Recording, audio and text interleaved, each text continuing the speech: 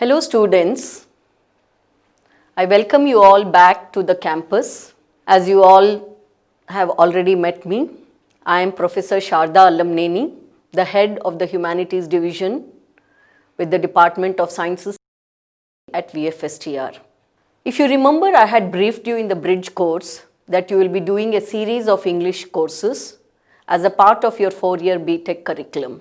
I think I told you that you will be doing 2 courses in the first year and 2 courses in the second and third year.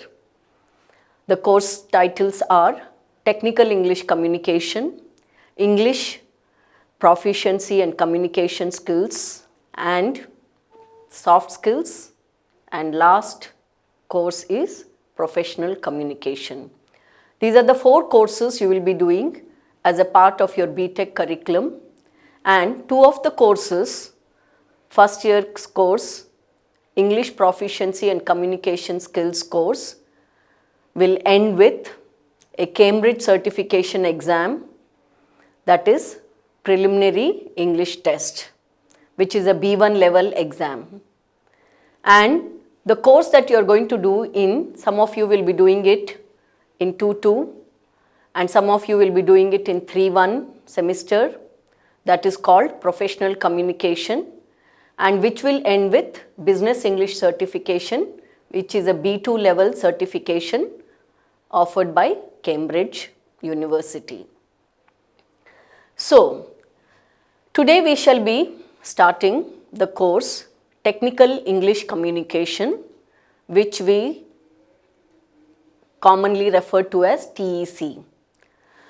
So, the course title of Technical English Communication is 19HS105, and on completion of this course you will be earning 3 credits.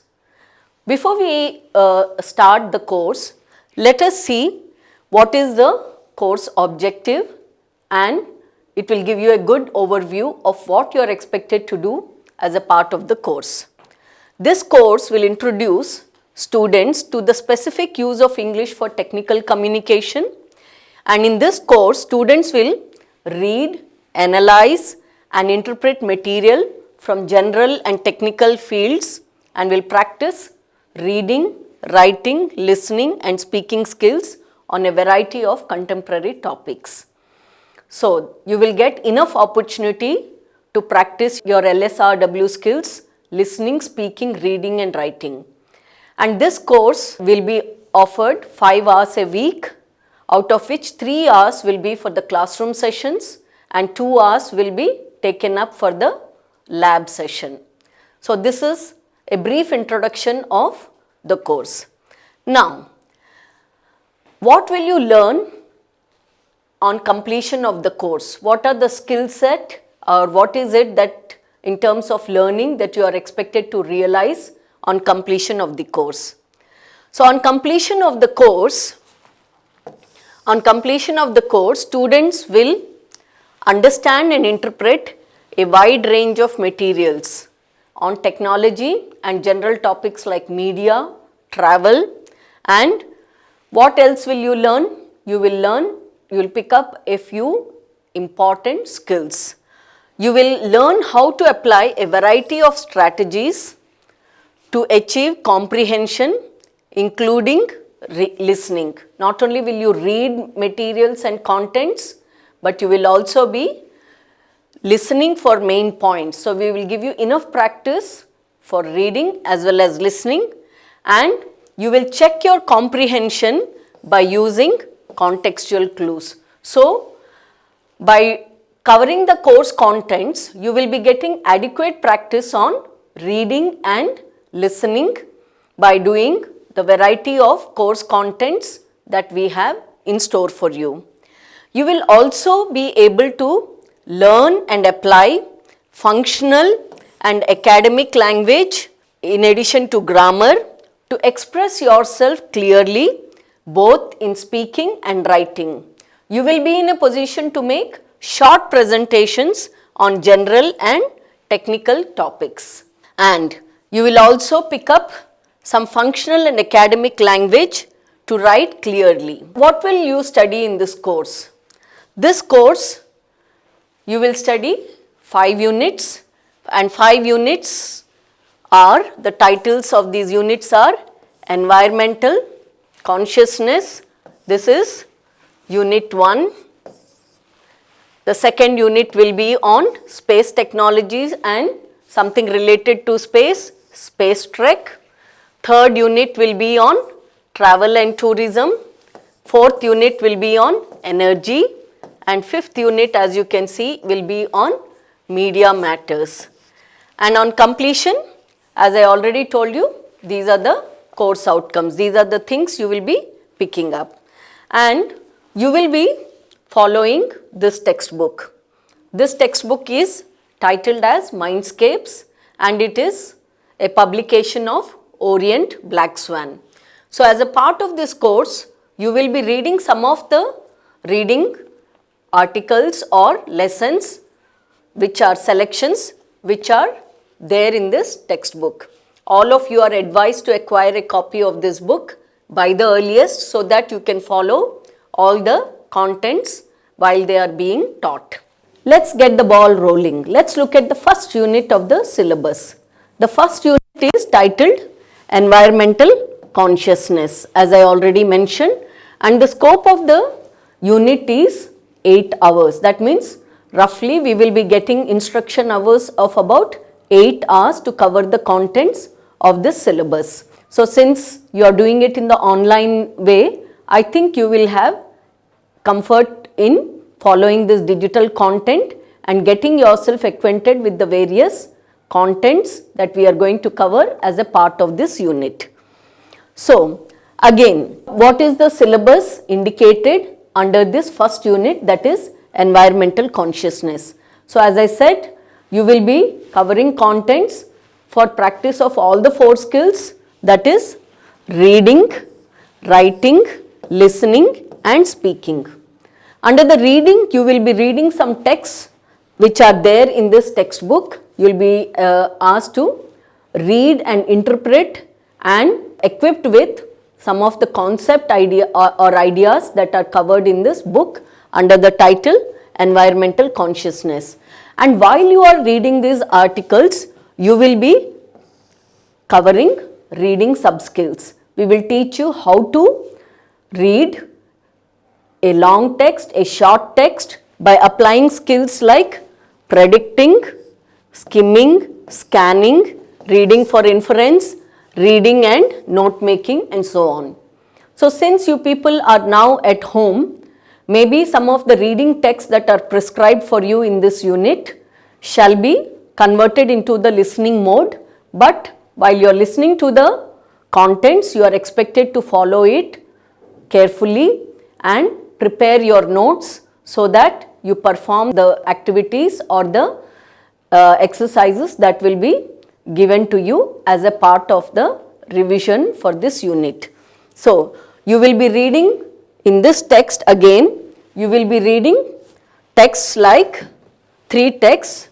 One is a global agreement the only way to tackle climate change? That is one reading text. Second one is how to regain green cover, and the third reading text you will be following is solution to plastic pollution. So these are the 3 texts in which you will be given some essays and articles which you will read, interpret, and you will be required to share your opinions and summarize. You will have to, after reading, perform various tasks like précis writing. What do we mean by précis writing? You will read the longish text that is there in the textbook, and then you will pick out the key points and summarize and write a summarize. And how will you do that? You will do the paraphrasing.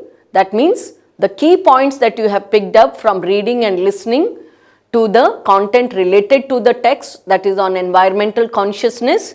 You will note down the points, you will prepare a summary, then you will write it in your own words, that is paraphrasing, not using exactly the same words that are there in the reading text or the listening text, but you will write it in your own words by looking for alternative expressions. And then you will also, as a part of this unit, you will also be picking up some functional grammar. So, what are the things we will pick up? We will pick up articles, prepositions of time, we will cover adverbs of place, adverbs of direction and movement, and we will be discussing verb tense and some subject verb agreement related concepts, and of course we will pick up some glossary of at least a minimum of 25 new words that you will be coming across this text. Under the listening, which will be mostly a lab activity, we will be doing a very interesting talk by environmental conservationist called Anupam Mishra, who will be speaking on water harvesting. You will be required to listen to that video carefully. It is a longish video of about 20 minutes. You will listen to the audio and you will make your notes, and then you will perform the activity of précis writing and paraphrasing based upon the listening task that you will be given. Then you will also answer some comprehension based questions on this video after listening to the video, and you will also pick up few words and learn how to pronounce them correctly. Some of the most commonly mispronounced words. That will be the scope under listening. And under speaking, what is it you will be picking up? You will be looking at some functional English language. We will be discussing, and we have already done this in the bridge course if you remember, introducing oneself. So, we will be practicing on that. Speaking about one's hobbies or likes and dislikes, which we have again covered in the bridge course. Then you will learn how to speak about your daily routines using the appropriate grammar structures and functional vocabulary to talk about daily routines, and then you will learn how to speak about past and present habits using appropriate tense structures as well as adverbs of time and place. And last but not the least, you will also learn how to speak about one's future. If you remember, in the bridge course we had covered goal setting, and I had advised you to write your short term and long term plans. So, you will also learn and practice how to speak about your future. This is broadly the scope of the first unit. We will look at the details little more closely as and when we take up the individual topics. On completion of the unit, what are you expected to learn? You are expected to learn how to interpret articles and discussions on the environment. We have already discussed that. Now, let's move into the actual contents of the unit. Before we get started and discuss the contents, what is there in the syllabus, let us start today's session with some preparatory or warming up questions. I am going to pose some questions to you, and I would like you to reflect on these questions for a couple of minutes before we can start the discussion. So, what are the warming up questions? The ice breaking questions for this unit. Number 1, what do we mean by the term environment? Can you recall? You have already studied about environment in your school, and plus 2, I believe you had a course called environmental studies. You will also be doing a course on environmental studies, a mandatory course as a part of your BTech first year. So, what do we mean by the term environment? You hear about this term all the time. Can you recall and tell me what strikes to your mind when you think of the word environment? Then, why is it that people are so concerned about the environment today? What is happening? Why is there so much of a buzz around that word environment? Can we think of the reasons for it? Then, what do we mean by the word climate change? When the word climate change is figuring in our discussion, what is it that immediately strikes to our mind? And I would like you to share some of your ideas. And there is one more very commonly used word which is used often in place of the word climate change. Can you think of any alternative expressions to the word climate change? What is it? How many different ways does climate change affect us? Does climate change affect us?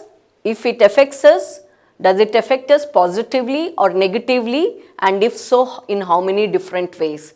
I would like you to look at that question and think of some points for yourself. Then, what are the efforts being made by humanity nowadays to limit the adverse effects of climate change? Adverse means, I think you all know, the word adverse means negative. So what are the efforts that the whole world is making today to contain, to limit this adverse effects of the climate change? Can you name some prominent environmental movements internationally, or if not internationally, at least in India? Think of them. Can you name some well-known environmental activists, international figures as well as Indian figures? These are some of the questions, good starting questions to ask ourselves at the beginning of this unit, environmental consciousness. Okay, what do we mean by the word environment? The word environment, I am not going into the technical description. I am sure you have studied about it in your science and high school science and social studies. I am interested as a language teacher from the perspective of the language. When we say environment, what is it? One word that strikes to our mind. Environment means surroundings.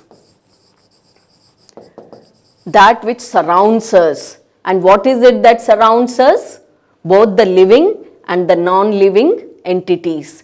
So, in your technical terms, you would say environment consists of the biotic and the abiotic aspects of the world. So, when we say biotic, we mean the living, abiotic means the non-living. So, environment means both the living and the non-living aspects of our surroundings. The physical environment as well as the biotic environment, that is the flora and fauna. That is the plants and animals which are part of this environment. So, that is what we mean by the word.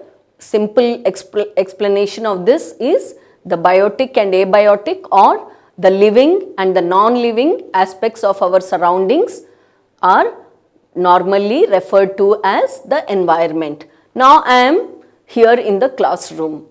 What is my environment like? It is bright, it is cool, and it is quiet.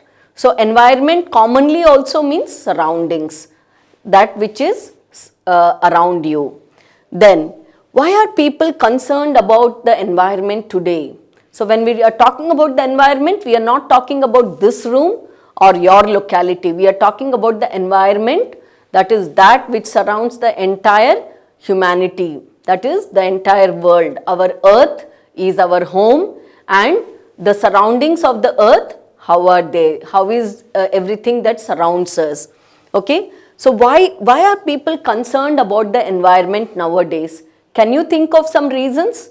What could be the reasons for people to show so much concern on the environment? I am sure you can think of many. Some of the reasons that must be because there is a lot of pollution in the environment. That could be one reason. Why are people concerned about it? One is because of the increasing pollution. Can you think of any other reasons? So, pollution again, you know, different kinds of pollution, the quality of the air we breathe, the sound levels around us, the water we drink, all these make up our environment. So, people are concerned because of the growing pollution with the quality of the air we breathe, the quality of the water we consume, the quality of the food we eat, all this comes from our nature.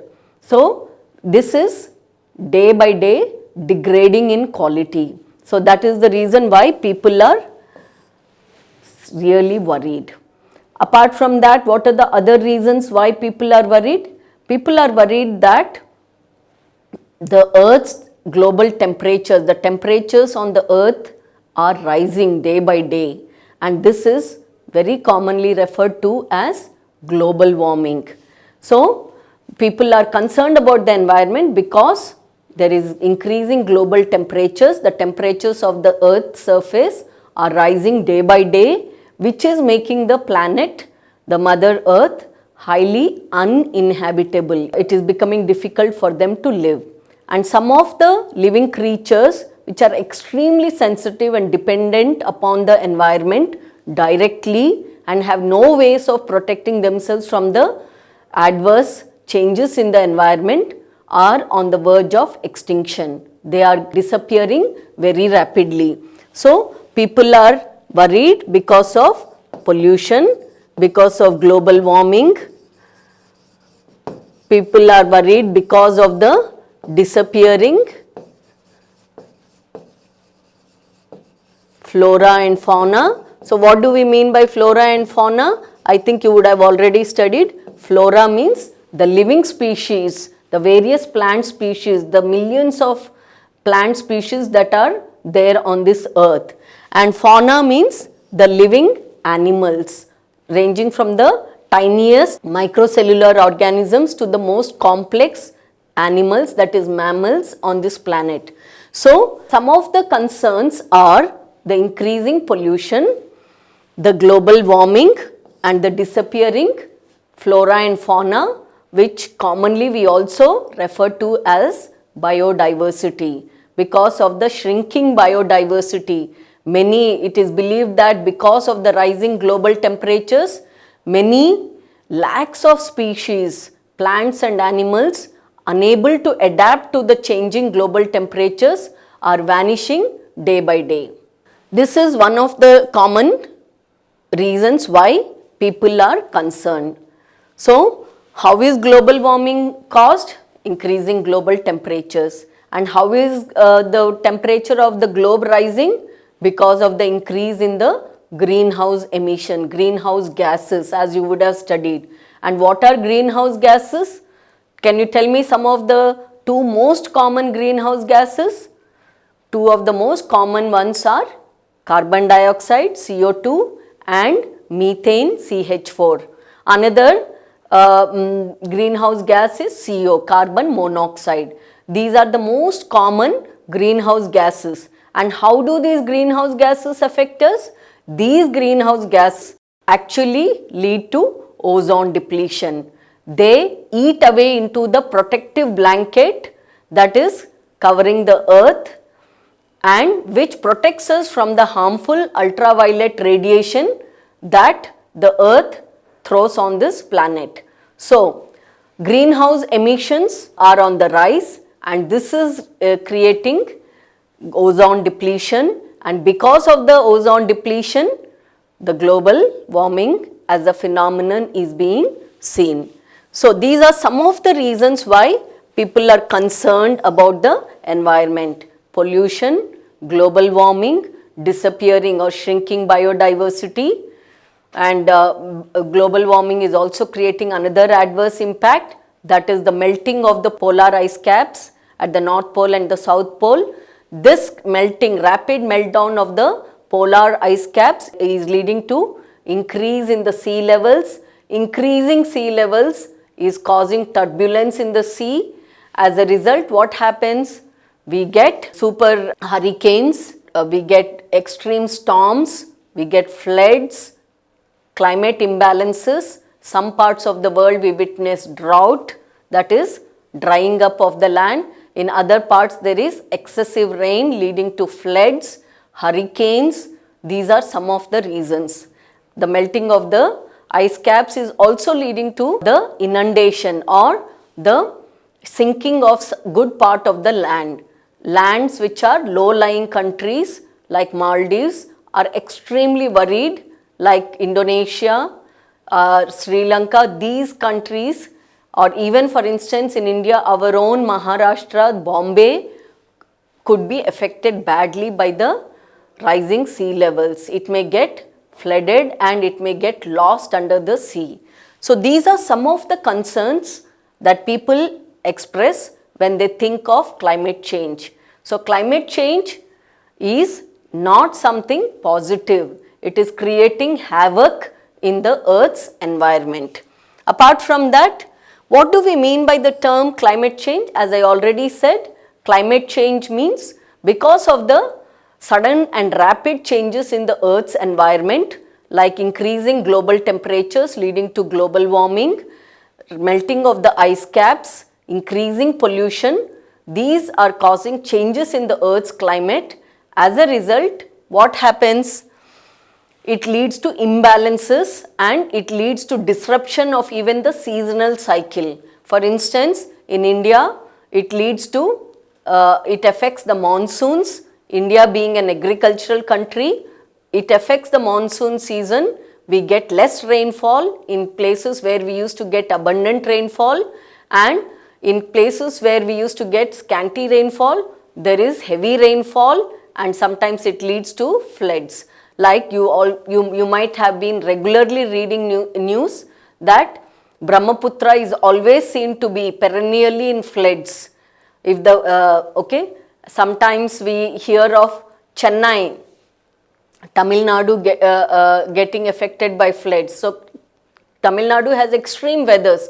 It has extreme water scarcity, and sometimes if there is no water scarcity and there is good rainfall, there are floods. So these are some of the adverse effects of climate change. So when we say climate change, we mean imbalances in the climate which does not allow human activity to be planned and conducted normally. Now, what is the other most common word used to refer to climate change? I have already mentioned that word. Another common word is global warming. So, climate change is akin to global warming. It is global warming which is the increasing emission of greenhouse gases, depletion of ozone layer that is causing the rise in the global temperatures, and which is again ultimately causing the climate changes, disruptive climate changes. So in that sense, the other alternative expression for climate change is global warming. So what are the efforts made by humanity to limit the adverse effects of climate change? So when we think of climate change today, our civilization is in danger of being wiped off. We have been so extremely greedy in plundering Earth's resources or in leading our lives in a completely consumer oriented way that we have forgotten to take care of nature. As a result, what happens? It leads to climate change, and today we say that we are living on an endangered planet. Our whole humanity may get wiped off if there is nothing done to reverse this climate change.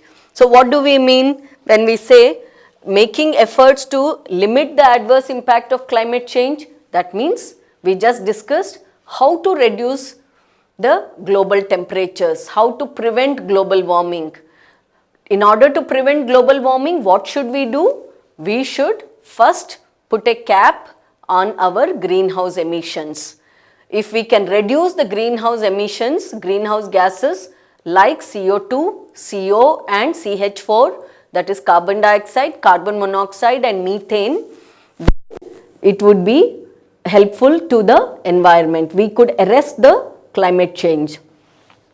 And what are the other efforts that humanity is making? Trying to do more tree plantation, taking up technologies or shifting to technologies that are less polluting and more environmental friendly. These are some of the efforts being made by the humanity to see that we are able to limit the adverse effects of climate change.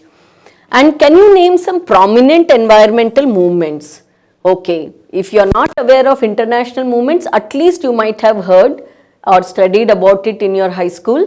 A very famous movement, can you think of it? Yes, I think you all know, you might have heard the Chipko movement. The Chipko movement, which was led by Sundarlal Bahuguna, who has led a group of rural women in the Garhwal district of Himachal Pradesh, where women have protested against this lumbering or this chopping of forests, because they feel that this could lead to landslides, this could lead to soil degradation, and this could affect their whole way of life. So Chipko movement is one movement, I am sure, okay, that Bahuguna had initiated, and which was completely a movement led by women, an ecological movement completely led by women. So these are some of the examples of environmental activism. To be an environmental activist, you need not be highly educated. Even if you have common sense, if you can see how your livelihood is going to be affected, if you adversely impact the climate or the environment, it is so plain to see. So one prominent environmental movement that we all can immediately associate with is the famous Chipko movement, started by a group of illiterate rural women in the Garhwal district. Then, can you name some well-known environmental activists? I am sure you many names strike your mind. Recently, in 2019, you might have heard of a young school girl who turned into an environmental activist and who is creating lot of news. She is always in the news headlines. Yes, what is her name? Can you think of her name? Yes, you all guessed right. Her name is Greta Thunberg. This young girl is from high school and she has led green movements in her country. She is from the Scandinavian part of the world, and she has been participating in various environmental causes, trying to sensitize people, especially world leaders like Donald Trump, of the need to reduce consumption and of the need to protect environment. And she has spoken very, very eloquently in the recent 2019 climate summit, UN climate summit in USA, where she has taken to task global leaders like Donald Trump for not initiating proper action to cap the greenhouse emissions and to save the earth and to protect the environment. So you can think of other well-known activists like Vandana Shiva. She is a famous woman environmental activist from India.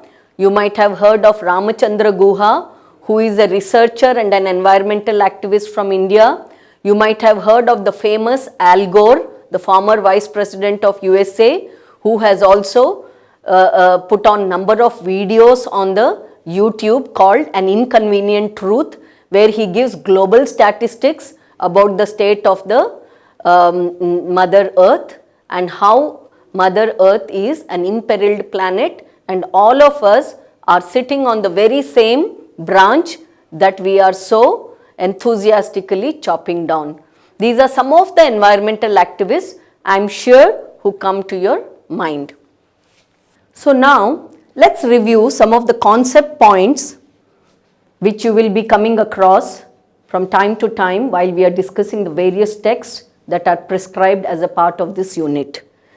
We have already discussed some of these terms, and these terms, I am sure good number of them are already familiar to you from your previous acquaintance in the school and plus 2.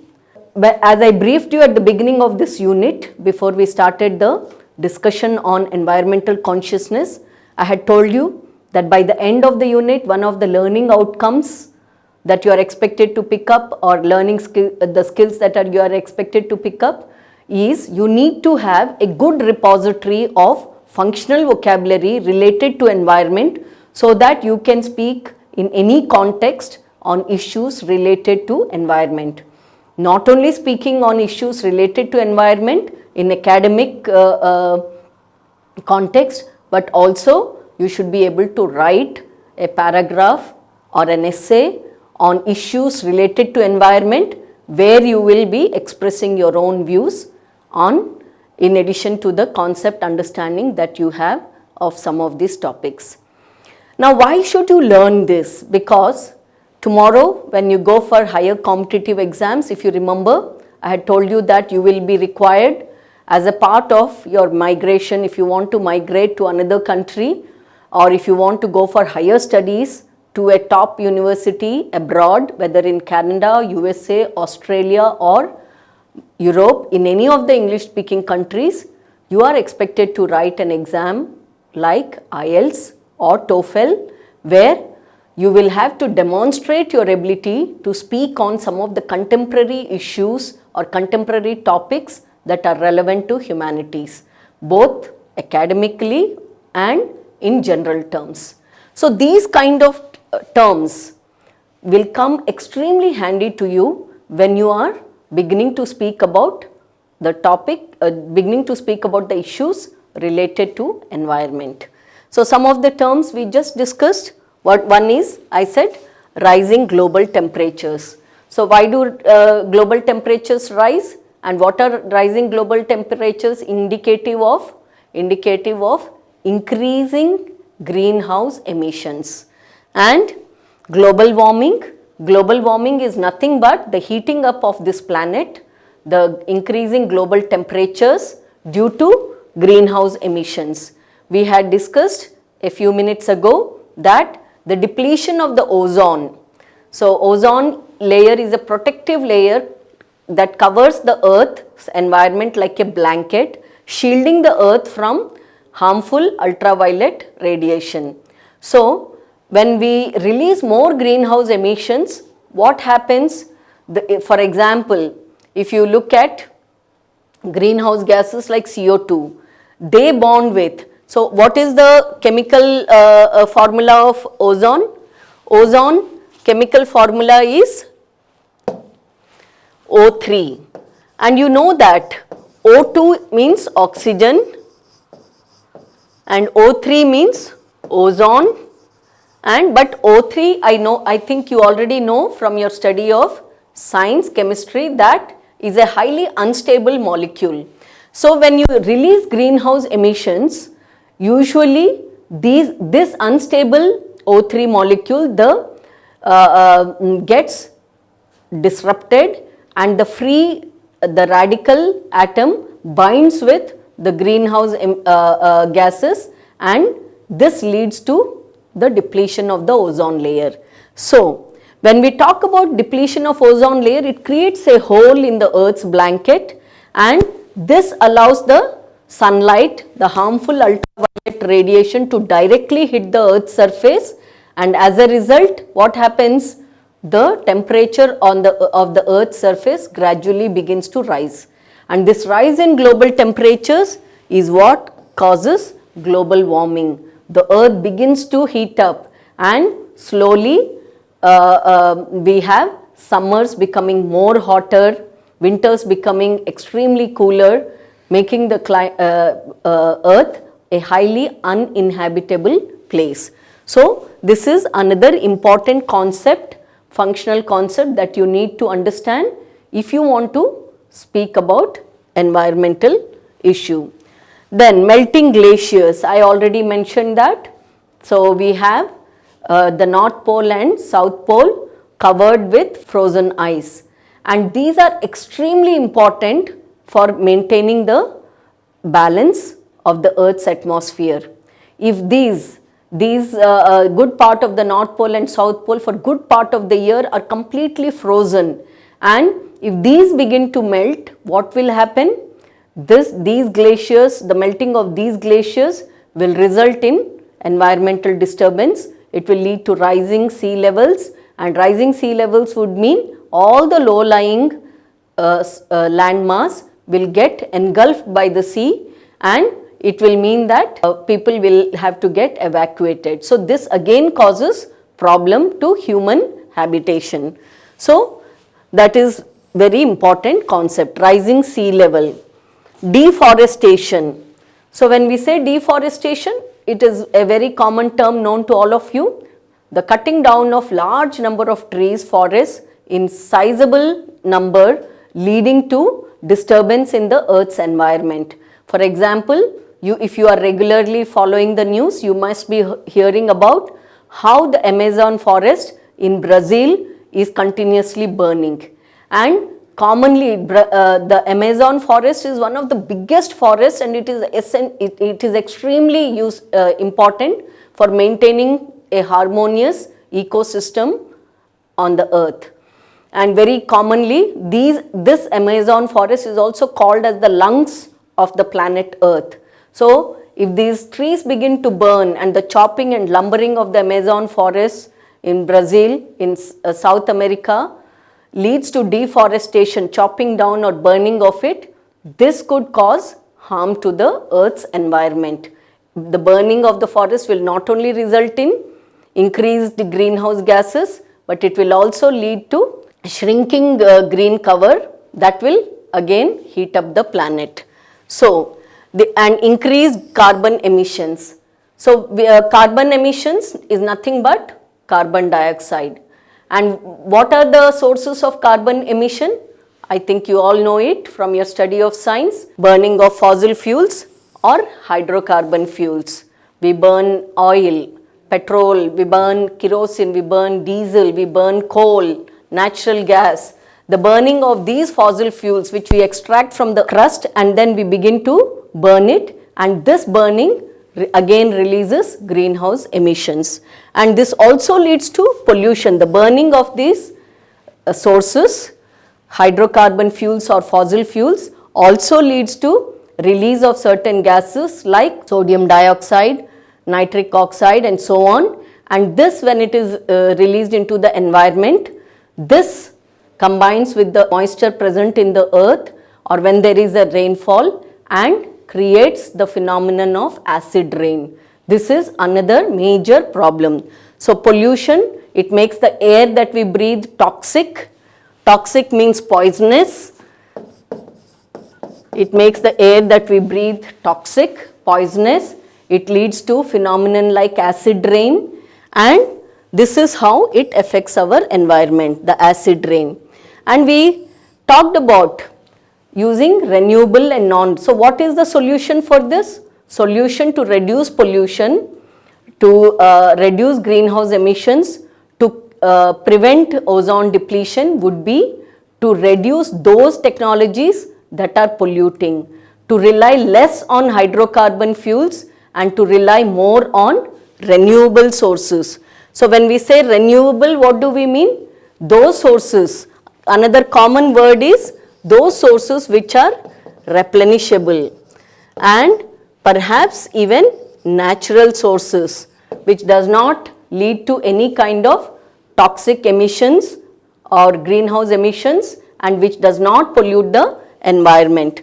So, we talk about renewable energy sources. Non-renewable energy sources are nothing but the hydrocarbon fuels. That means people fear that once the oil is all excavated and used, the oil natural reserves, renewable, non-renewable resources will get exhausted and there will be an energy crisis. This is another fear that humanity has. Of course, we will discuss about renewable and non-renewable or ecologically friendly and ecologically damaging energy sources a little later in the 4th unit when we come to the unit on energy. But for the time being, it is enough if you understand that when those energy sources which are renewable, that means which do not get exhausted, which are available in abundant quantity like the sunlight, solar energy, like the wind energy, like the geothermal energy or the hydel energy, these are renewable energy sources which are eco-friendly, environmental friendly and which do not create any harmful toxic residue or which do not create any greenhouse emissions. So, another important concept for you to remember is renewable and non-renewable energy sources. Then, what happens when global warming happens? Then we have the problem of biodiversity disappearing, shrinking biodiversity. What do we mean by the term biodiversity? That means it is the rich and vibrant and varied living species that are there in the environment. The whole world is like a giant web and all the living creatures are intricately woven together in a web. The disturbance, the vanishing or disappearance of one or two species may disturb this fabric. and this could create problems for other living creatures which are dependent on that. So, you talk about the disappearing biodiversity, that means the flora and fauna that you find in a place. When many species which are on the verge of extinction start disappearing, invisible ways they begin to affect the lives of other living creatures that sustain without disappearing. The quality of these living creatures' existence on this planet gets affected. So, biodiversity, disappearing flora and fauna. Flora and fauna, as I said, flora means plant life, fauna means animal life, and both put together constitute the biodiversity, the hundreds and millions of species of plant and animals that are existing on this planet together constitute the rich diversity of bio means living creatures. So, and then organic and inorganic waste. So, when we generate waste, suppose I use a mobile phone and I throw it away, that mobile phone will live in the earth's surface for a long time without degrading. So, that is an inorganic waste. If I throw away a plastic bottle after drinking water, it will not degrade by itself. So, these are examples of inorganic. Organic means natural. If something is natural, even if you dump it in the earth, it will degrade and it will become into compost. So, it will decompose. But if something is inorganic, artificial and synthetic, it will not degrade and it will continue to exist for a long time, affecting the quality of the soil, the water and the air we breathe. So, this is another important concept which you need to master as a part of this unit. And when we speak about biodegradable and non-biodegradable, those kinds of waste or those kind of products which if you dump into the earth, which will decompose and get blended into the earth soil, is called biodegradable. It will degrade naturally, it will decompose and it will blend into the soil, adding richness to the soil.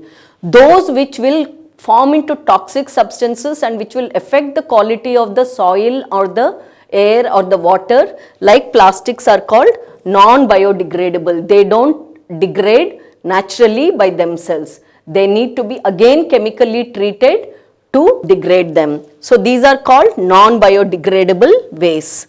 Then, need for environment conservation. This is another important concept. Environment conservation means, let's say you want a piece of wood, you chop down a forest. When you chop down a tree, in its place you plant another 2 trees. That act is called a conservation act. So, that is what we mean by environment conservation. And what do we mean by growing concept point is growing concern on what? Obviously, in the context of this environment, the growing concern is about this earth, this planet which is considered to be in crisis. So, to avoid this planetary crisis of global warming, we need to do immediately something. On an urgent note, we need to see and find ways to combat this problem, to tackle this problem. And so, there is a need for a global treaty. Treaties means agreements, an international agreement, okay, because environment is something that is common to the entire planet. If there is ozone depletion, it is not going to affect Australia or it is not going to affect Canada alone. It will affect the entire world, isn't it? So, to resolve this problem of environmental crisis, it is considered to be a global problem. We need to remember that this planetary crisis has to be tackled at a global level through international treaties. So, this is an important concept you all need to remember. So, what is the global agreement that we can immediately think of? I can think of 2 important ones. The one important international agreement that we are going to study as a part of this unit is the Kyoto Protocol. The Kyoto Protocol and another one is Montreal Protocol. These are important protocols, please bear in mind. We shall discuss it a little later when we do the. So, Kyoto Protocol had some terms of reference which all the signatory countries, countries which signed that treaty or agreement, decided to do. So, as a result, it is believed that some 97 countries signed this Kyoto Protocol, and these member countries which decided to sign this international treaty, which was signed in Kyoto, Japan in the year 1997, is called as the Kyoto Protocol. There were some terms of reference, and the member countries which signed this treaty, called the signatories, are otherwise also referred to as the Conference of Parties. So, when we say Conference of Parties, what is the reference to? The member countries which signed, the members of Kyoto Protocol, which signed this international agreement on climate. And what was the main agenda of Kyoto Protocol? The main agenda of Kyoto Protocol was to cap greenhouse emissions and to see that global warming is limited or contained. That was the main agenda. So, other terms are carbon trading. So, as a part of this Kyoto Protocol, there were some terms of reference. There were countries which were developed countries already in high state of consumption. For instance, a country like America, an average home has 2 to 3 cars, and their consumption is, an average family consumes 4 times energy that an average family in India would do. So, as a part of this Kyoto Protocol, it was thought that those countries which consumed more energy should, and which have, those countries per capita consumption of energy is higher, and so they leave a bigger carbon footprint. That means they leave behind more carbon emissions. So, to reduce this carbon footprint, it was thought that poor countries which emit less, for everybody there will be some kind of rationing or some kind of allowance how much greenhouse gases they can release, and those countries which are more polluting can buy the portion from the less polluting countries or less consuming countries. So, this allowed for deals between developed part of the world and developing part of the world, and this led to carbon trading mechanisms.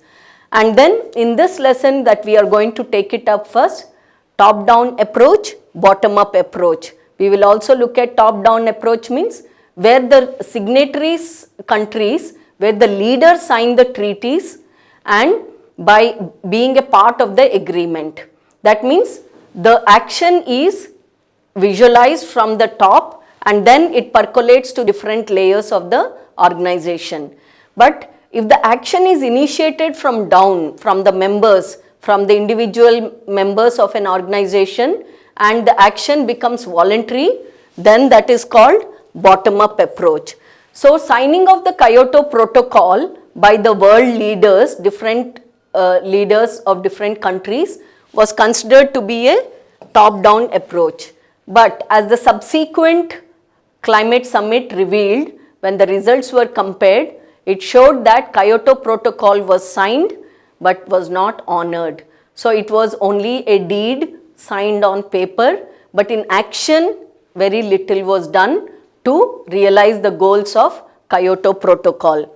So, then United Kingdom in the year 2001 decided to take its initiative to set targets for itself. It decided that by 2050 it would have arrested 60% of its greenhouse gases. So, UK came out voluntarily and set targets for itself, and this example motivated other member countries, and all of them one by one decided to set targets for themselves, including poorest countries like Rwanda, which is a extremely poor country in African continent. So, the bottom up approach began to show better results because people began to take individual initiatives, voluntarily take initiatives and start doing something about the greenhouse emissions and global warming. So, everybody began to set voluntary targets for themselves to realize by how much they will cap greenhouse emissions, how they will arrest deforestation, how they will shift from non-renewable resources to use of renewable resources, how they will have more startups to introduce green technologies. These are some of the initiatives that individual countries promised to execute so that the terms of Kyoto Protocol can be actually honored. And people came out with new technologies and new carbon trading schemes so that the entire world begins to move towards cleaner and greener technologies. And carbon emission reductions was a more tangible goal now. People thought that indeed they could now cap carbon emissions, and some countries have made great headway while still some other countries are still struggling to do so. Then, if some countries do not set voluntary targets for themselves and honor the climate protocols, what should be done? Then these member countries thought that they should use the strategy of muscular bilateralism. We shall be discussing that in little more detail when we do the lesson. That means those countries which are polluting, which do not set targets for capping greenhouse emissions, they will be put under pressures by organizations like World Trade Organizations, where these countries will be prevented from participating in international trade, and there will be strict restrictions posed on these countries which are polluting and not mindful about global warming. So, muscular bilateralism is a finer term to mean applying pressure, showing muscles, and refusing to do trading with those, to participate in trade and commerce with those countries which stay away from the protocols, environment protocols. And phasing out is another useful term. What does phasing out mean? Gradually replace.